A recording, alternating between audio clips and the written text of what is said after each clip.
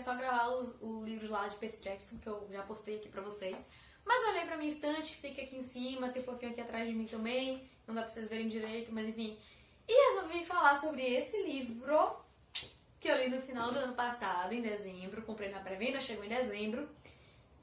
E assim, eu geralmente falo sobre os livros que eu acabei de ler, porque eu tenho uma memória péssima e esqueço as coisas, tá? Nomes principalmente.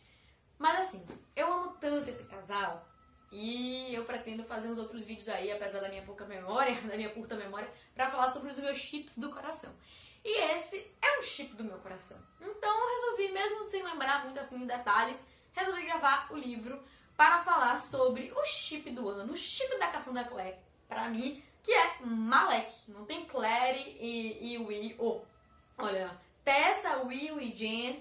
Não tem Clary e Jace, que supere Malec. Gente, Malec é a junção do nome do Magnus Bane e do Alec Lightwood. É um casal LGBT, inclusive é o primeiro casal LGBT da Cassandra Clare. E aí eu quero falar um pouquinho sobre isso também antes de comentar sobre o livro Malec. Bom, seguinte, a Cassandra Clare, ela começou a escrever os livros, salvo engano, tá, gente, aí na década de 2000. E ela deu uma entrevista dizendo que ela não pôde abordar como ela gostaria o casal dela, LGBT, que era Malec, dos livros Instrumentos Mortais, que foram os primeiros lançados, porque as editoras não queriam aceitar, que na verdade foi uma luta ela encontrar uma editora que quisesse, que aceitasse que existisse um casal gay, sabe? Então, assim, às vezes a gente pensa, poxa, mas isso foi só 20 anos atrás, mas muda muita coisa em 20 anos, a mentalidade das pessoas, enfim. Então ela contou, né, que no início, Instrumentos Mortais, em que pese ela ter introduzido esses dois personagens e mostrado que havia ali um interesse mútuo, amoroso entre eles, ela não deu muito segmento, a história realmente de Instrumentos Mortais não desenvolve muito o relacionamento deles, a gente sabe que eles se relacionam, mas não tem muitos detalhes, muitas cenas deles, enfim. E aí a Cassandra Clare, ela disse, né, que com o sucesso da história, com o desenvolvimento, com o passar do tempo, ela pôde escrever mais explicitamente sobre o casal Malec. Então, assim, fora a introdução desses personagens que se dá nos 3 livros de Instrumentos Mortais, a Cassandra Clare, ela escreveu alguns contos, eu posso dizer assim, espaços que foram lançados na internet, eu acho, ou em edições especiais de livros, eu li na internet, no site dos Instrumentos Mortais, Shadowhunters, né, Caçadores de Sombras.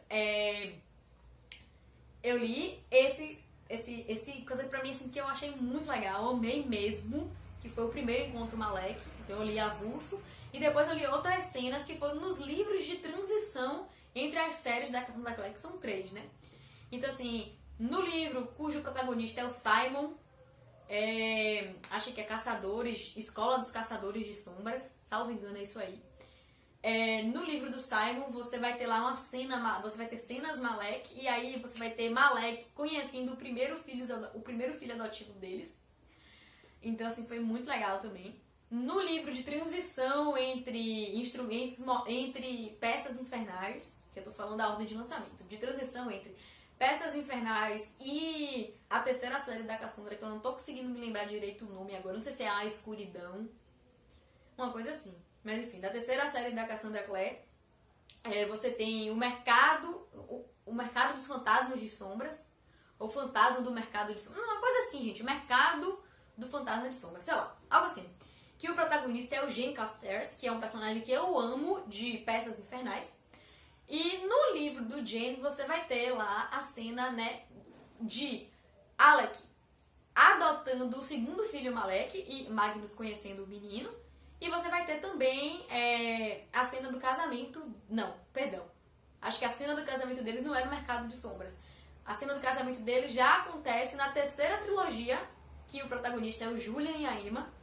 A terceira trilogia, né, lançada pela Cassandra Clare. Então assim, ó, a Cassandra Clare você vai ter 3 séries no mesmo universo. A primeira que foi lançada foi Instrumentos Mortais, são 6 livros. Depois de Instrumentos Mortais tem Peças Infernais, que são 3 livros com outros personagens. E depois você tem essa terceira série que eu não tô lembrando agora o nome exatamente, mas cujos protagonistas são Julia e Emma, que são personagens que são introduzidos em Instrumentos Mortais. Agora sim, eu falei da ordem de lançamento, mas se você pegar a ordem cronológica, a ordem temporal, primeiro você tem Peças Infernais, cujos protagonistas são a Tessa, o Jen e o Will, e aí você tem aí um triângulo amoroso bem massa. Aí você tem a segunda, que é Instrumentos Mortais, e depois você tem essa terceira série da Cassandra, que eu esqueci o nome, mas cujos protagonistas são Julian e Emma, e você tem mil outros personagens aí, inclusive o próprio Jen Carstairs e a Tessa se fazem muito presentes, e o Malek também, nessa trilogia aí. E a Cassandra Clare, ela tá escrevendo outros livros do mesmo universo, inclusive sobre filhos de casais de peças infernais, ou seja, da época, tipo assim, acho que de 1990, 1980, o contexto, ou até antes, não tô lembrando agora exatamente o contexto temporal. Mas a Cassandra Clare escreveu tudo isso aqui que eu tô contando, ambientalizando aí pra vocês um pouco quem é Cassandra Clare e as histórias dela, quem é a autora de Malek. E ela resolveu escrever uma trilogia sobre o nosso tão amado casal Malek. Vale a pena dizer também que o casal, né, Malek, Magnus Bane e Alec Lightwood, se tornaram muito famosos também por conta da série produzida pela Netflix, que é a Shadowhunters, que foi cancelada. Eu não sei porquê, porque assim, eu fiz uma pesquisa e descobri que ela tinha até uma base de fã considerável, que ficaram revoltados com a conclusão da série, né, que ela foi cancelada.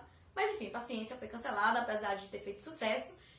E, na minha opinião, que já assisti a série também e gostei, em que pese a série seja totalmente diferente dos livros, tá? Malek se tornou o casal protagonista, tá? Não teve Jace e Claire que substituísse ali Malek, e é isso, ponto, acabou. A verdade é essa, as pessoas têm que aceitar. Então, Malek, casal chip. Casal mais lembrado de Cassandra Clare, na minha opinião. E é isso aí, ela resolveu escrever uma trilogia focando Malek.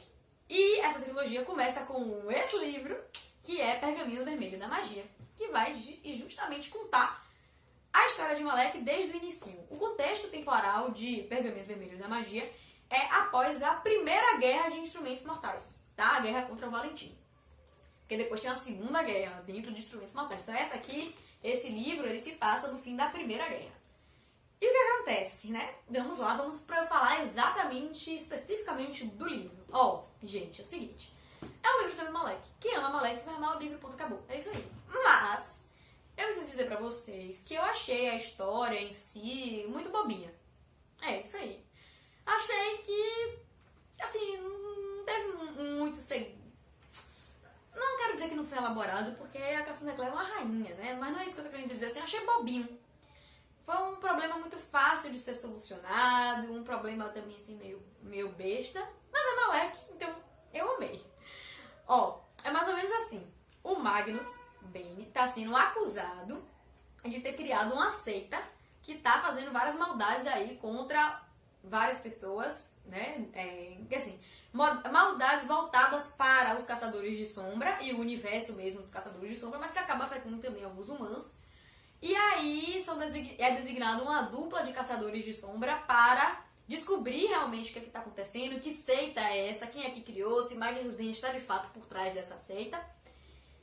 E é isso, meio que essas duas caçadoras de sombra aí vão procurar pra saber o que tá acontecendo. O Magnus, ele fica sabendo da existência dessa seita durante a viagem dele com o Alec, que foi logo após o Alec ter saído do armário, tipo, ter falado pra família dele que ele era gay, e ter falado pra família dele do envolvimento dele com Magnus Bane, porque aqui precisa fazer um parêntese.